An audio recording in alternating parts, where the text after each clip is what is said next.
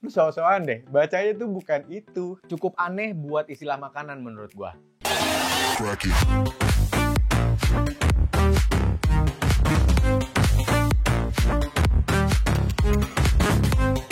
Balik lagi di Doi, Diary of Iksi. Iksan Akbar, Putri Habibie abis bikin Korea. Banana milk gila ya, udah berapa kali loh dia lupa mulu. Nah tadi pada saat selesai bikin si Korea Banana Milk ini, gue akan ngajak Putri, si passionate home cook ini, untuk ngobrolin istilah-istilah kuliner yang mungkin lo sering baca, tapi lo nggak tahu artinya dan nggak tahu penyebutannya. Ya Gak kan? apa-apa guys, itu normal. Yes! Dulu ya Put, waktu siaran radio, gue pernah tuh so-soan, iya, delicatesen, gitu Bu. Terus ketawain sama partner gue, lu so-soan deh, bacanya tuh bukan itu, katanya bukan delicatesen, tapi Delicatessen. delicatessen. Tapi ngomongnya deli aja, biasanya orang-orang tuh akhirnya nyebutnya dengan kata deli. Oh, deli-deli yang suka disingkat itu adalah, panjangnya adalah deli... Tuh, delicatessen. Oh gitu. Karena di supermarket tuh ada tulisannya gede, delicatessen gitu kan. Tapi kalau kedai-kedai kayak ada yang apa deli sering dilihat. Tapi sama artinya apa sih Put? Artinya sama, deli itu adalah tempat menjual makanan yang ready to eat. Jadi cold cut seperti smoked beef, terus smoked beef itu kan banyak ya ragamnya, ada yang ham, ada yang chicken, ada yang veal segala macam, pakai paprika gitu-gitu, sosis, keju, sandwiches kayak gitu. Makanya kalau kalian ke bagian deli di supermarket atau misalnya kalian pergi nih ke New York, terus ada deli mau beli gitu, mau makan di situ. Nah di situ jualnya tuh sandwich yang isinya smoked beef. Sandwich keju pakai smoked beef kayak gitu-gitu. Oke, jadi delicatessen ini berhubungan dengan tempatnya sebenarnya. Dengan apa yang dijual. Oh gitu, deli, toko ibaratnya kedai. Kedai yang menjual ready to eat food. Ready to eat food. Nggak salah lagi ya, delicatessen. Ntar biar paling keren di tongkrongan kamu. Mau makan apa? Kayak aku lagi moodnya pengen kayak delicatessen gitu deh. Terus temen lo nggak semua. Sombong amat lu. Sombong amat. Kata Mandra. Biasanya mau makan nasi Padang gitu. Istilah yang kedua adalah a la carte. Nggak tahu nih ya. Ini kan udah banyak banget sebenarnya di mana-mana, di tempat restoran fast food juga udah banyak tuh yang mau a la carte atau mau menu. Bacanya bener a la carte ya? Mau a la carte atau mau paket? Nah, itu saya dia. paketan biasanya karena kalau a la carte kadang suka kurang nendang. Apa Misalnya sih a la carte? Kita kayak gini misalnya. Di restoran Jepang nih, ada teriyaki set menu. Set menu. Satu lagi ada teriyaki under di bawah judul a la carte. A la carte itu kalau ditranslate dari bahasa Perancis, judulnya adalah artinya dari menu, alias from the menu. Jadi yang benar-benar dari menu dan hanya menu itu gitu. Oke. Steak a la carte, only the steak, nggak pakai sayur-sayuran, nggak pakai Betul, segala macam. betul. Jadi steaknya aja. Makanya kalau kalian pesen ebi tempura a la carte, yang datang itu hanya ebi tempuranya tanpa nasi, tanpa miso soup. Ini juga nih istilah yang sering gue dengar. Cukup aneh buat istilah makanan menurut gue. Gastronomi. Kenapa kalau dengar gastronomi? Kepala gue isinya bintang. Planetarium. Gue awalnya sakit lambung. Laut gas. Kalau gue astronomi, dia gas. Kita nyambung jadi gastronomi. Gitu lah, kalau udah temenan banget tuh. Gitu. Nyambung ya, bener. Apaan sih Put gastronomi? Jadi berbeda dengan kuliner itu adalah the art of cooking. Kalau gastronomi, the way I see it, itu adalah the art of eating. Jadi cara menikmati makanan, mengetahui makanan ini. Misalnya kita minum susu nih, banana milk ini. Ada cara menikmatinya kan, kayak teh Chinese tea atau Japanese tea ceremony. Nah itu masuknya gastronomi, the art of consuming it gitu. Jadi atau kan kayak gitu nih. Ini gastronomi. Sedotan gue nyangkut sama pisang. Kayak gitu guys. Jadi cara kita menikmatinya. Misalnya nih, susu pisang. Kita tahu cara menikmatinya gimana. Oh, sedotannya harus yang kayak gini apa segala macam. Dan susunya berasal dari mana? Oh, dari peternakan sapi di Lembang punyanya bapak ini, sapinya sapi ini. Okay. Juga dengan pisangnya. Pisangnya tadi pisang Cavendish diambil yang ini dari Lampung di daratan rendah. Segala macam. To know your food and how to consume it, itu the art of eating. Oh, that's what we call gastronomi. Juga misalnya kita ngomong ini Korean milk, itu bisa dikupas lagi. Kenapa dibilang Korean milk? Ada the background story-nya tuh apa gitu. lekat banget sama Indonesian cuisine ya, karena kita kan kaya banget.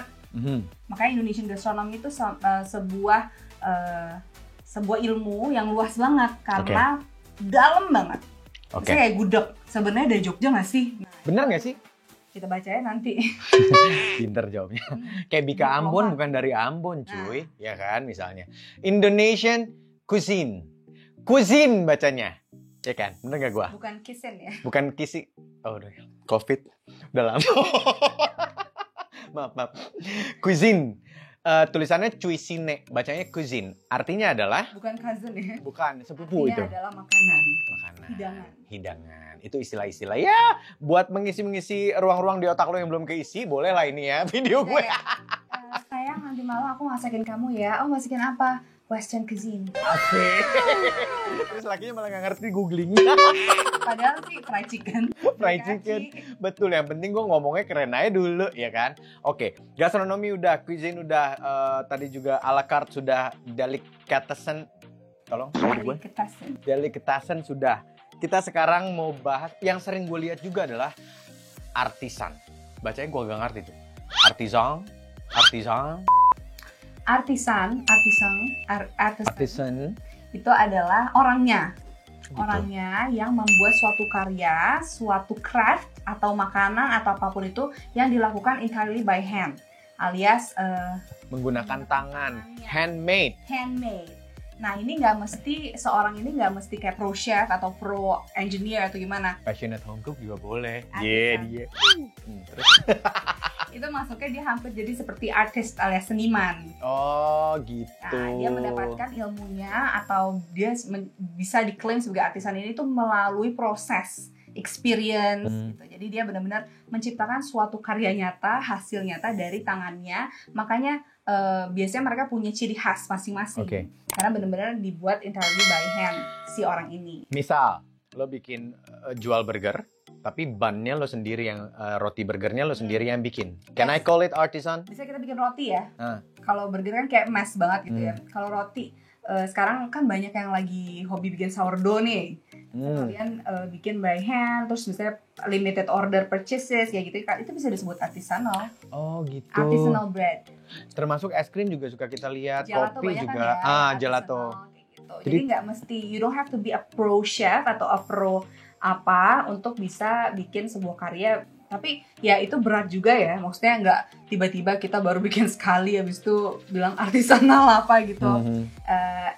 Itu ada value-nya juga kata itu. Betul. Ya mungkin value-nya juga sebagai salah satu cara untuk memasarkan karyanya mereka untuk dijual kan bisa jadi.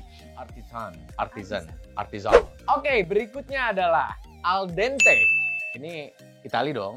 Itali.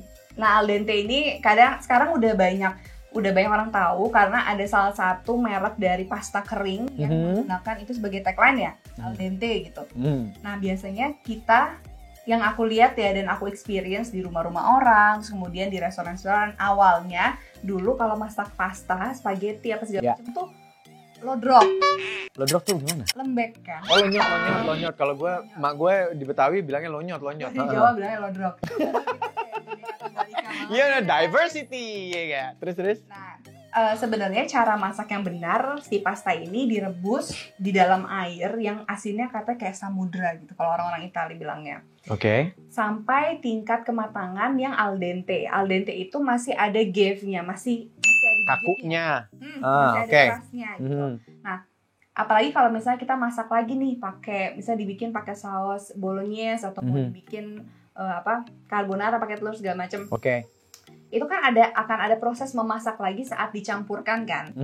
Makanya al dente is the best option agar dia nggak kelodrokan gitu. I get it. Tapi banyak orang sini, kalau kalian masak untuk di Indonesia, banyak nggak suka karena kok keras sih. Ya betul. Jadi sebenarnya tergantung selera. Kenapa dia bilang al dente? Karena emang itu basicnya dulu. Abis itu biasanya dimasak lagi dengan gaya apapun yang dimau, ya kan? Indomie aku sukanya al dente. Nih, gue juga. Pasti misalnya setengah matang. Besok gue bilang sama yang bikinin gue al dente. Ngakak sendiri anjay. Anjay nggak boleh, sekarang Anjayani. Oke, terus. No comment guys. Oke, yang terakhir adalah ini juga banyak dilihat di toko roti sih, boulangerie. Boulangerie. Keren ya kita ya. Keren banget loh. Kayak, Tulisannya mau kemana guys? Ini lagi mau ke Boulangerie dulu. asik. Apa mau belanja? Jatuhnya budek. Boulangerie. Boulangerie. Yes. Menang gue spelling bee, ya kan? Boulangerie. Ih, keren ya kamu ya. Ya, what is it? Boulangerie Nggak ngerti itu tadi. dengan patisserie adalah kalau Boulangerie dia menjualnya strictly breads. Apa? Chef. Strictly bread. Oh, oke.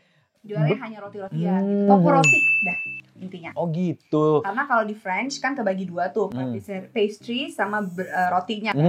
Pastry itu ada yang kalian sebut macaron, terus Danish yang croissant yang manis. Croissant. Itu. Nah, kalau Boulangerie lebih ke roti, yeast pakai ragi gitu. Oh, jadi ini lebih spesifik lagi. Kalau Boulangerie udah pasti roti gitu ya. Kalau patisserie bisa kayak yang lain-lain. Enak banget ya ngomong-ngomong kayak gitu ya. Put. Terus. Karena kalau mama kamu bilang, tolong beli roti dulu dong. Ya, aku ke Boulangerie dulu ya, Ma. Toyo romanya. Laga lo. Bilangnya toko roti ya kan? Iya, kita gaya aja dulu. Gaya aja dulu, guys. Ya. Guys, thank you so much ya sudah nonton. Mudah-mudahan ini bisa menjadi tambahan pengetahuan aja ya kan. Buat ngobrol-ngobrol kan jadi kita bisa lebih kece dikit. Keren. Terima kasih Passion and Home Cook. Selamat Singstar. Kita sekarang mau pergi dulu ke Delicatessen. Mau makan sandwich. Oke, siap. Nih hashtag tim Riku Putri.